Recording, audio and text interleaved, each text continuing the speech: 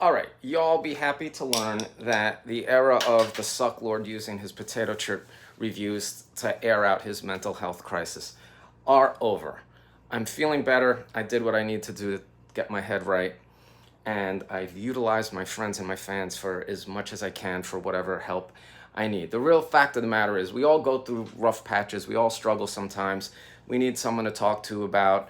It's debatable whether we should air these things out publicly. Some people are really into the full disclosure, like sort of raw honesty, radical truth shit. And other people is like, you know what, keep your fucking problems to yourself, guy, and just make action figures and review potato chips and everything else. Shut the fuck up. I'm sort of in the middle. I'm built the way I am. But what I have noticed is that, you can only go so far. You're going to say, hey, I'm struggling, I'm not doing well. You could go to your friends, you could post this shit on Instagram, and you'll get some understanding and some sympathy. But then after a while, people like don't want to hear your shit. You don't even want to hear your own shit. So it's like you got to get to a point. It's like either use the grace that your friends and fans give you to work your shit out, and if you can't, then go see a professional, and otherwise just shut the fuck up and leave your friends alone, because soon you're going to be a miserable fuck that nobody wants to hang out with. And who wants to be that guy? We're coming on a new full moon, new month, new everything, new me. The weather's better. I'm not going to stay in that fucking hole forever. My problems are my problems. Who cares? We all got fucking problems. Who gives a fuck? So don't worry, it's fucking over. Today we're going to review something kind of different. I've been, finally summer started. The July was kind of crappy weather-wise, and I was suffering miserably from a number of things. But now it's gotten nice out, and I'm allowing some of my friends to take me out and take me around. And one of my favorite places to go, one of my favorite New York beaches, is Brighton Beach, which, for those of you who don't live in New York or don't know, is the beach that's a couple of neighborhoods over from Coney Island, and it's a very heavily Russian area. It's a immigrant community. For decades and decades, people from Russia, Ukraine, Central Asia, Uzbek people, Georgian people have just built a neighborhood over there. And it's just so fascinating because it's resisted gentrification. It's like Chinatown, of other places of Queens, Brooklyn, Harlem, all these, cultural neighborhoods, have been watered down by the influx of white people and raising real estate and just like Starbucks and shit like that, and just corporate and gentrifying factors. And Brighton Beach seemed to have resisted that in a way which is remarkable. I mean, there's people there that just don't speak a lick of English and don't give a fuck, and are completely living happy, complete lives out there in their culture and their community. And I love it. And one of the things I love to do out there is eat the food, go to the restaurants, and even they have this fucking fantastic supermarket that has all these imported things. And I figured, okay, well, while I'm out here, I may as well look for some fucking potato chips, right? And I did look around, and I didn't see any potato chips in the store that I go to, but I did do a little research, and there are actually Russian potato chips. And I found a place online to get them, and I'm gonna pick some of those up and get them on the show later. But this is the closest thing I was able to find in the Russian store, so I figured, fuck it, let's just buy it just for the fun. It's not potato chips, they're RUSK snacks.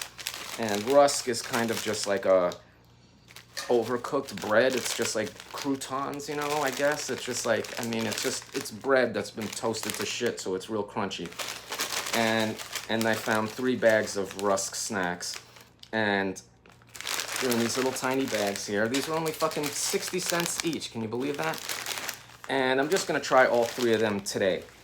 They're by 2 different brands. I ran them through Google Translate, and it had nothing to say to me. So I don't think it's important what the brand name is, but this has some English on the back, so I guess this was made for import. But okay, we're gonna start. The first one is tomato herb flavor, which is the most generic one, and we'll see what it's like.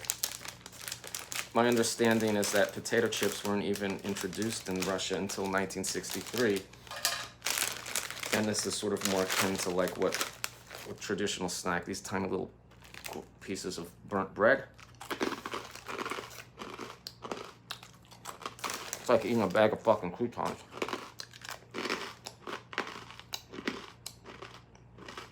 Oh. It's got a nice sort of flavor, tomato herb. It's alright, but it's hurting my fucking gums. Alright. Next interesting one. Blue cheese. I think this is by a different company. Let's see how this is.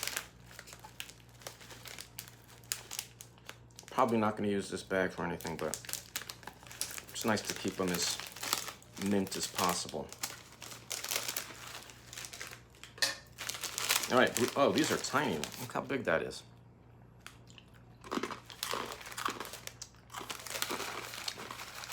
It's like fucking cat food. Blue cheese taste is strong. Would definitely go for that on a potato chip. Flavor on these are not bad. I do not like.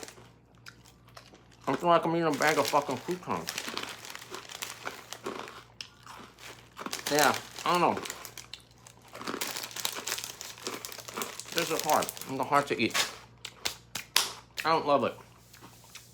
Flavor is fantastic though. And now the last one I'm most excited about is the red caviar flavor. Occasionally when I can afford it, I go to this restaurant on the boardwalk called Tatiana Grill, and it's all Russian food, you know. And as soon as you sit down at the table, they put down this just giant bottle of Russian standard vodka, which is fucking some of the cleanest, best vodka you'll ever have in your life. And usually along with the little appetizers, they give you this red caviar to put on your little bread and everything like that. It's like a big thing in some of these Russian restaurants. I don't know a whole lot about Russian food. I would love to investigate it further.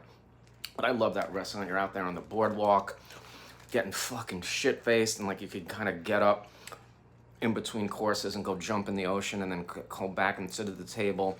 Guy comes around with the accordion, playing all the Russian folk music, and if it gets cold, they come and put a little blanket around you. It's so great.